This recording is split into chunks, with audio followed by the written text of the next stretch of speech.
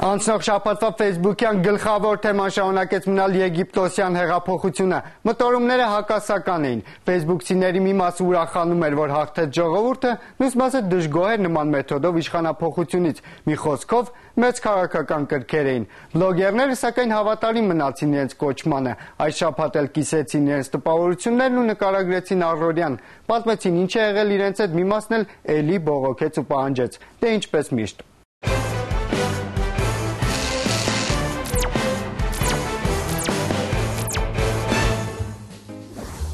Այս շաբաթ Շուշան Բլանշարությունյանն իր ստատուսում գրել է զուտ կանացի ու միայն աղջիկներին հատուկ կես կատակ կես լուրջ իր ամենամեծ երազանքի մասին։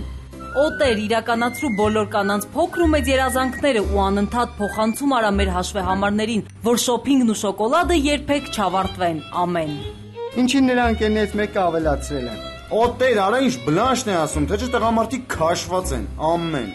Մյուս ընկերը ավելի երկար է մտածել ու գրել. Շուշ, դա կանանց պատժելու կարգին ձև է։ Այդքան առևտուր անելուց հետո կարելի է գժվել ախր։ Շարտիկյանի բլոգը այս շաբաթ անդրադարձել է մեծ աղմուկ բարձրացրած երգահան Բահրամ Պետրոսյանի ասուլիսին ու չգիտես ինչու եզրակացրել։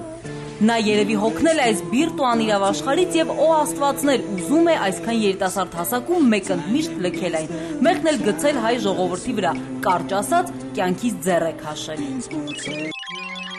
Ազգային ժողովում քննարկվելիք մայրության մասին օրենքի նախագծի առիթով Ռադիովանի բլոգը սիրով ներկայացրել է չարագուշակ կանխատեսումներ։ Երեխայի ծնունդը հայկական ընտանիքում պաշտամունքի պես մի բան է։ Բոլորը խառնվում են, իրար խորհուրդներ են տալիս, դողում են երեխայի վրա։ Այս դեպքում միշտ վատ իրավիճակում է հայտնվում մայրը, որ ժամանակին չի կերակրել կամ թեթև է հագցրել ու այսպիսի հազար ու մի բան։ Պատկերացնում եք, թե ինչ կլինի, եթե այս ամենը նաև օրենքով կարգավորվի։ Այս շաբաթ Բանաձևի բլոգում Սոնա Աբրահամյանը բացահայտել է բանաձևցիների ոչ խիստ անձնական կյանքի գաղտնիքները։ Հունվարը պարզվում է Բանաձևի համար բախտորոշ ամիս է։ Հունվար ամիսը Բանաձևի համար կրկնակի լավ ու ուրախ ամիս ստացվեց։ Պարզվեց բանաձևցիների ներկայացուցիչների զգալի մի հատվածը ծնվել է հենց հունվար ամսին։ Ես բոլորիդ արդեն շնորհավորել եմ, այնպես որ չեմ կրկնվի։ Մեծ հաշվով բոլորի շնորհավորանքներն ու մաղթանքները ունեն ընդհանրություն։ Բանաձևի գլխից անպակաս։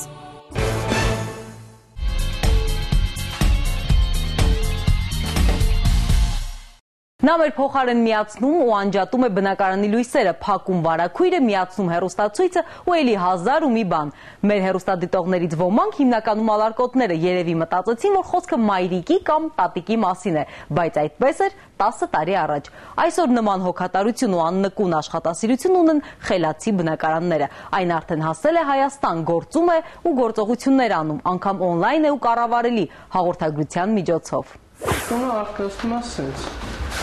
Այս ռեժիմով։ Բացում է պատուհաններս, երաժշտություն, լույս, չայ, կոֆե, ըստ ցանկության, եթե կա միկրովալնովկա, սնունդն է տաքացնում, դուշը կարա միացնի, ձայնը քայլող, ուղեկցում է տան բոլոր հատվածները։ Եթե դուք առավոտյան հենց այսպես եք արթնանում, ուրեմն ձեր տունը ոչ թե հոգատար է, այլ խելացի։ Սա գերժամանակակից ավելին խելացի տուն է։ Այն ձեր փոխարեն չի ստորագրի միայն կարևոր փաստաթղթերի տակ, բայց բնակարանին ու հարմարություններին առնչվող ամեն ինչ կանի մեկ սեղմումով։ Դիսպլեյի օգնությամբ պատի կառավարվում ամբողջ համակարգը եւ օրինակ ռեժիմներ ենք տալիս, սցենարներ, օրինակ հիմա ես միացրեցի մուտքի սցենարը, դրա օգնությամբ միացվեց լամպերը, բացվեց վարագույրը, այդ ամեն ինչ ծրագրավորվում է, ասենք ըստ ցանկության։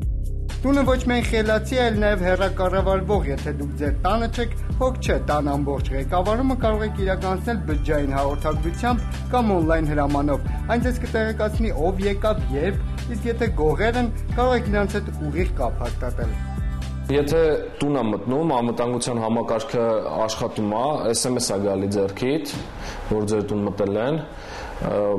բացի դրանից այդ SMS-ը նույն ձևի կարա գնա միլիցիայություն, ոստիկանություն, օրինակ ասենք գողություն է կատարվում տունը, օնլայն մտնել, նայել, նույնիսկ գողերի հետ կարաք խոսակ օնլայնով։ Խելացի տունը ոչ միայն խելացի, այլ նաև հյուրընկալ, այն կտեղեկացնի ձեր բացակայության ժամանակ ձեր տուն այցելած մարդկանց մասին, կարող է ձեր համաձայնությամբ նրանց ներս թողնել կամ չթողնել։ Իսկ եթե բնակարանում եք, բայց չեք հասցրել արթնանալ եւ դեռ անկողնում եք, բնակարանը կզբաղեցնի ձեր հյուրերին։ Հյուրն եկավ, թողեց ներս։ Մի կնոպկայով։ Պատրաստում ինչև հյուրը գա։ Հյուրին դիմավորում է տունը։ Ինքը պատրաստում սնունդ է արդեն։ Հույսերը հյուրին ուղեկցում են դեպի հյուրասենյակ։ Այս բնակարանում հարևանների հետ տհաճություններ չեք ունենա, կենցաղային անհաջողություններն ու թրջված առաստաղները այս բնականի համար լուծված բաներ են։ Արտահերտ նորոգումից կխուսափեք, հարևանի առաստաղն էլ չոր կմնա։ Ջուրը կաթում է գետնի, всё։ Հիմա տանջատվում է։ Հիմա տանջատվեց ջուրը։ Չէ վերջ չգամ չմիացնեմ իրան, չի աշխատել։ Ու այդ ընթացքում ձեռքին SMS է գալի, որ իմ տան ջուրը անջատվել է։ Բայց այս ամենը չի լինի, եթե չլինեն համապատասխան ծրագրեր խելացի տան մասնագետները վստահեցնում են բնակարանի օնլայն ղեկավարման ծրագիրը հնարավոր չէ կոտրել, այն յուրաքանչյուրի համար հատուկ է ու միայն մեկ տիրոջ համար։ Ինքը հատուկ ծրագիր ունի, որով ծրագրավորվում է, պրոտոկոլը հատուկ, հենց մեր համակարգի համար է մշակված։ Պրոտոկոլով ծրագրավորվում է։ Իսկ այդ դոստուպը միայն ֆիզիկական դոստուպով է լինում, էլի անել։ Խելացի տունը արդեն նաև Հայաստանում է սա գերժամանակակից կենցաղի ու զբաղված, գուցե ալարկոտ մարդու ամենազգայուն խաղալիքներից մեկն է։ Պետք չի անել ոչինչ ավելին, պարզապես մի հրահանգ ու անշարժ գույքը կշարժվի ինքնուրույն։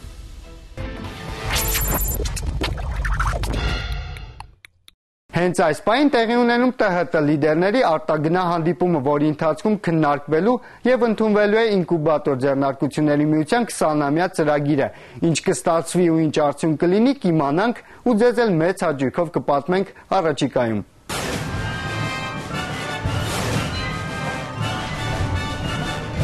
Գարնանն առաջին անգամ կանցկացվի համակարգչային խաղերի նախագծման բաց առաջնություն, հայտերը դեռ ընդունվում են։ Մրցանակները լինելու են 6 անվանակարգում՝ լավագույն սցենար, կերպար, դիզայն, անիմացիա, նորարարություն եւ լավագույն խաղ։ Նպատակը ոլորտում եղած տաղանդավոր երիտասարդներին բացահայտելն է։ Կանցկացվեն նաեւ դասընթացներ, որոնք երիտասարդներին կօգնեն ռեալիզացնել իրենց մտահղացումները, ստեղծել սեփական ձեռնարկություններ։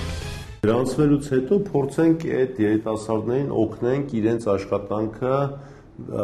եզրափակիչում ավելի որակով ներկայացնել։ Այս մի խնդիրն է, երկրորդ խնդիրն է, որ մրցույթը ավարտելուց հետո այդ երիտասարդներին օգնենք, որպեսզի նրանք ռեալ պրոյեկտների մեջ ներգրավեն եղած ընկերությունների։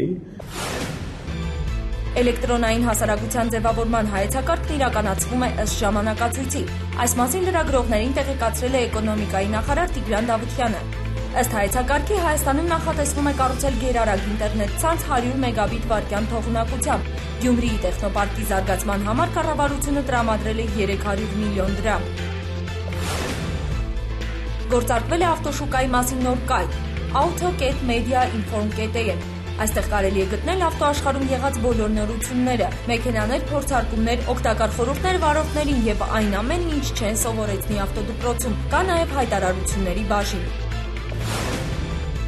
Այս տարի Երևանում կանցկացվի Google Technology User Group Armenia մեծ միջոցառում։ Գուցե հրավիրվեն Google ընկերության ներկայացուցիչներ եւ մասնագետներ։ PC News.am-ը տեղեկացնում է, որ փետրվարի 12-ին անցկացվել է հայաստանյան խմբի առաջին հանդիպումը։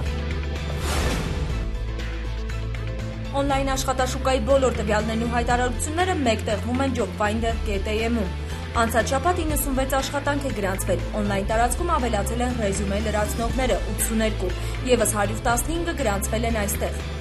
24000-ից ավելի մարդ է այցելել օնլայն աշխատաշուկա, 64000 դիտում է գրանցվել։ Ավելացել են ՏՏ ոլորտում հայտարարությունները, 24-21 հայտարարություն վերաբերել է բանկային ոլորտին։ Վաճառքի ոլորտի մասին հայտարարությունները 16-ն են եղել։ Ավելի քիչ են վարչական, գրասենյակային եւ գովազդի ոլորտների մասին հայտարարությունները։ Օնլայն շուկայում ամենաակտիվն անցած շաբաթ եղել են բանկային ոլորտի աշխատատուները 15, նրանց չեն զիջում ծրագրավորման ոլորտի գործատուները, բիզնես ծառայությունների, սպառողական ապրանքների ոլորտի գործատուները 10-ից քիչ էին, հասարակական կազմակերպությունների բաժնում 5 գործատու է գրանցվել, ամենից շատ հետաքրքրվել են վարչական գրասենյակային ոլորտով 1500-ից ավելի դիտում, բանկային հաշվապահական ոլորտը հետաքրքրել է ավելի քան 1000 այցելուի, փոքր-ինչ պակաս են դիտումները վաճառքի եւ տեղեկատվական տեխնոլոգիաների ոլորտներում, գովազդի եւ մարքեթինգի ոլորտով հետաքրքրվել են 540-ը։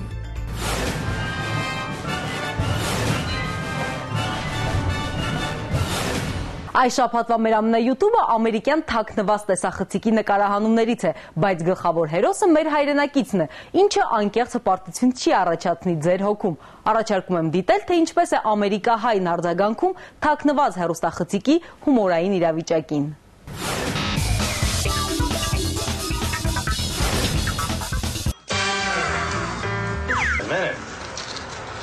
Nice bonus for Sal. Thank you.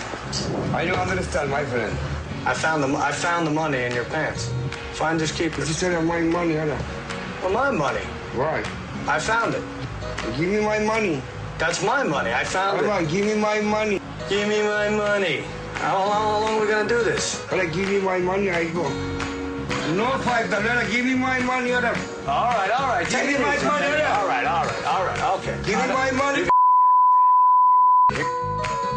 Take it easy. I What? close What's this this? store right now. I close this store.